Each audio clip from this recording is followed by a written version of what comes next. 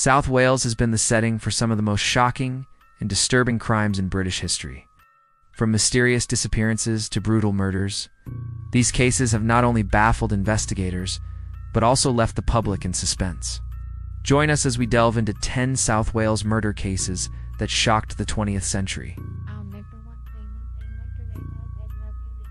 Number 1. The Christmas Day Murder. It was Christmas Day, 1909, in Holyhead.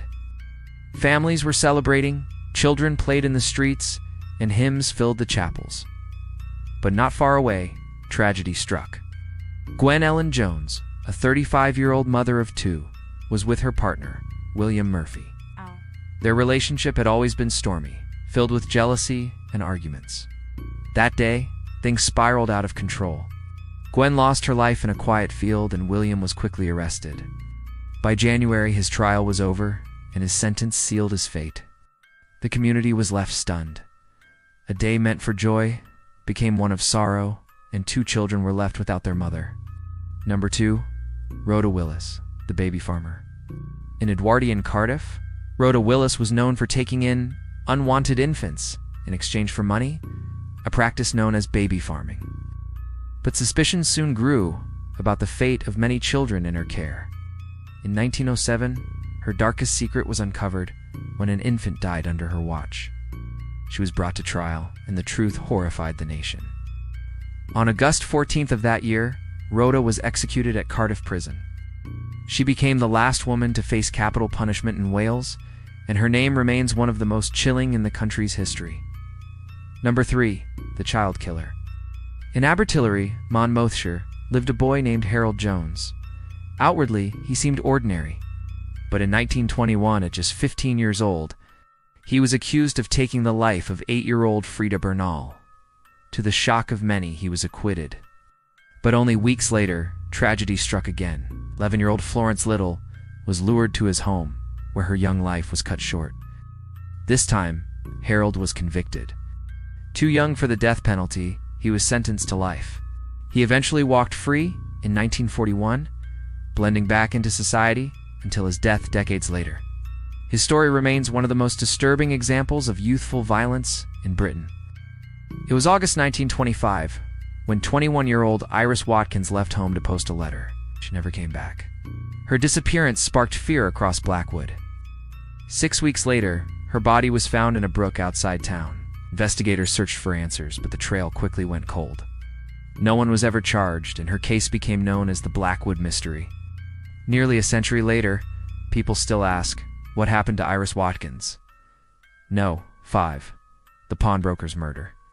Tiger Bay, Cardiff. 1952. At the heart of the community stood Lily Volpert, a 41-year-old pawnbroker who ran her shop with dignity and care.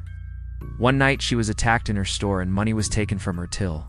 Panic rippled through the docklands. A Somali sailor, Mohammed Matan, was accused. Despite maintaining his innocence, he was executed. Decades later, it was proven he had been wrongly convicted. His story became one of the most tragic miscarriages of justice in Welsh history. Number 6. The Saturday Night Strangler. Swansea. Summer of 1973. Nightlife was thriving with discos and pubs, but the city was living in fear. Over a series of weekends, 3 young women were attacked and lost their lives.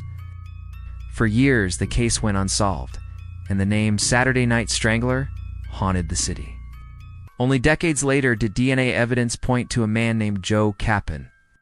He had lived quietly in the area, hiding his crimes until his death. Swansea finally had answers, though justice had come too late. Number 7. Peter Moore. In the 1990s, North Wales was terrorized by a man who prowled the night dressed in black. His name was Peter Moore, a local cinema owner who hid a double life. Between September and December 1995, he killed 4 men. When captured, Moore admitted to the crimes, chillingly claiming he had done it for fun. His case shocked the nation. Today, he remains behind bars, a reminder of how ordinary appearances can mask something far darker. Number 8. The Clydach Murders. June 1999, the small village of Clydach near Swansea. Mandy Power, her mother Doris, and Mandy's 2 young daughters, Katie and Emily, were found dead in their home. which had been set on fire to hide what had happened. It became Wales' largest police investigation. David Morris, a local man, was eventually convicted, but the case remains controversial. Some say the evidence was flawed. Others believe the verdict was right. The Clydach murders left a deep scar on the community, and to this day, questions remain unanswered. Number 9. Harry and Meghan Tews.